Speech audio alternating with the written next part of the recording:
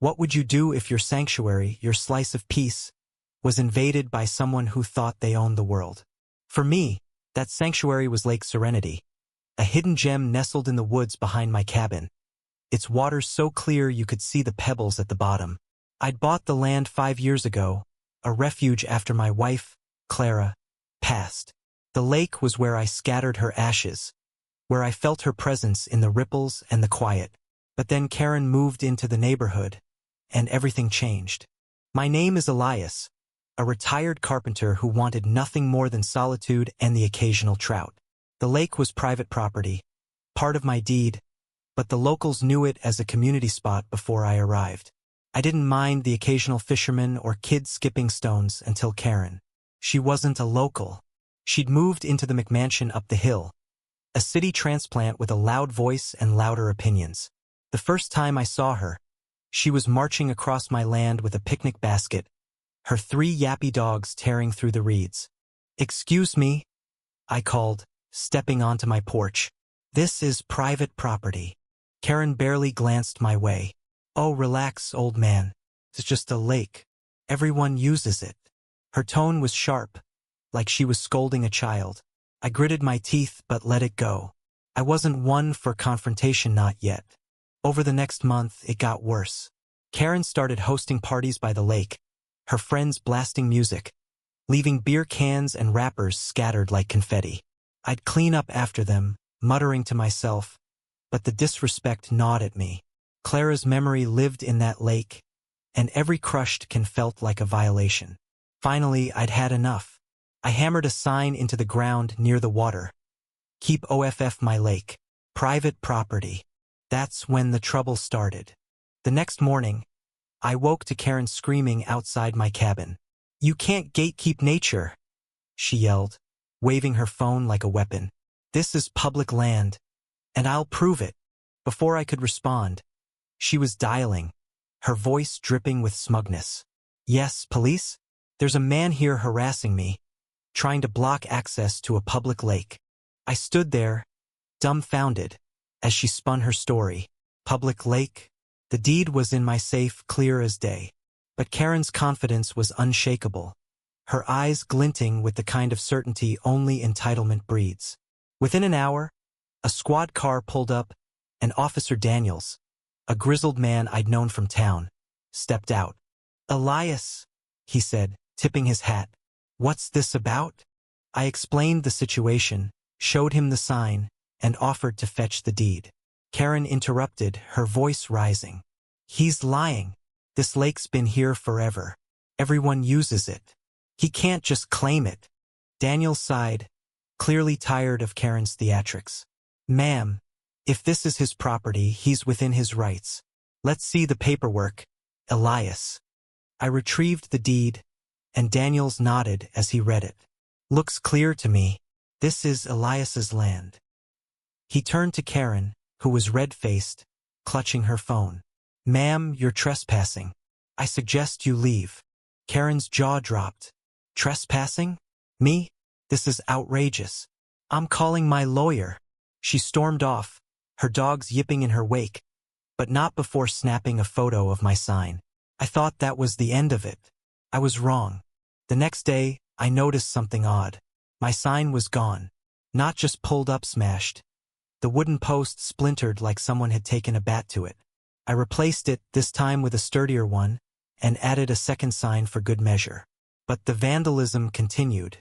Every morning, I'd find my signs broken or defaced, sometimes with public access scrawled in marker. I knew it was Karen, but I had no proof. That's when I met Riley. He was a kid, maybe 16, skinny with a mop of dark hair, always lurking near the lake with a sketchbook. I'd seen him before, drawing the trees or the water, never causing trouble. One evening, as I was cleaning up another pile of Karen's party trash, he approached me. "You know who's wrecking your signs?" he asked, his voice low, like he was sharing a secret. I raised an eyebrow. "Gotta guess. It's that lady, Karen. I saw her last night, sneaking down here with a hammer." He hesitated, then added, "She's been talking to some guy in town, too. Big dude drives a black truck. They're planning something." A chill ran through me. Riley's words were a twist I hadn't expected. Karen wasn't just a nuisance, she was organized. I thanked him and handed him a soda from my cooler, but my mind was racing. Who was this guy? And what were they planning? I decided to fight fire with fire. I installed a cheap trail camera hidden in the trees and waited. Sure enough, 2 nights later, it caught Karen and a burly man, probably the guy Riley mentioned, yanking down my signs and tossing them into the lake. The footage was grainy but clear enough. I took it to Daniels the next morning. "This is serious, Elias," he said, watching the video. "Vandalism, trespassing, racking up charges." He promised to handle it, and by noon, Karen was served with a fine and a warning. I thought I'd won. I thought Clara's lake was safe. But Karen wasn't done. A week later, I woke to the sound of engines. I stumbled outside to find a bulldozer and a crew of workers at the lake's edge, tearing up the reeds. Karen stood nearby, arms crossed, smirking. "Eminent domain," she called out when she saw me. "The town's taking this lake for public use. Should have sold when I offered." I was floored. Offered? She'd never spoken to me about buying the land. An eminent domain? That was a stretch. I called Daniels, who arrived with a town official named Marla. She was a no-nonsense woman with a clipboard and a frown.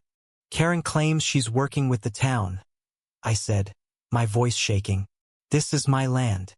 She can't do this." Marla's frown deepened as she checked her records. "There's no eminent domain order for this property," she said, "and no permits for this work." She turned to Karen, whose smirk faltered. "Ma'am, you're in violation of multiple codes. This stops now." Karen's face crumpled, but she didn't argue. The bulldozer left, the crew dispersed, and I thought the nightmare was over. But the lake was damaged, reeds uprooted, water clouded with mud. Clara's sanctuary was scarred, and I felt the loss like a punch to the gut. Then came the final twist, the one that broke me. Riley showed up at my cabin a few days later, his sketchbook tucked under his arm. "I need to tell you something," he said, his eyes avoiding mine. "That guy with Karen? He's my dad. He's been working with her to pressure you into selling. They thought if they made your life hell, you'd give up the lake." I stared at him, betrayal cutting deep. Riley, the quiet kid I'd trusted, was part of it? "Why didn't you tell me?" I asked, my voice hoarse. "I wanted to," he whispered. "But Dad said if I didn't help, he'd kick me out." I didn't know what to do. I wanted to be angry, but I saw the fear in his eyes, the weight of a kid caught in an adult's game. I told him to go home, that I wouldn't hold it against him. But inside, I was unraveling. The legal battles dragged on. Karen was fined heavily for trespassing and vandalism, but the damage was done. The lake never looked the same, its clarity gone, its peace shattered. I'd won the fight, but it felt like a loss. Every time I looked at the water, I saw Clara slipping away again, her memory tainted by Karen's greed and Riley's betrayal. One evening, I sat by the lake, a bottle of whiskey in hand. The stars reflected on the murky surface, and I whispered to Clara. I tried, but the words felt hollow. The lake was still mine, but it wasn't ours anymore. Karen had taken that from me, and no fine could bring it back. Nd.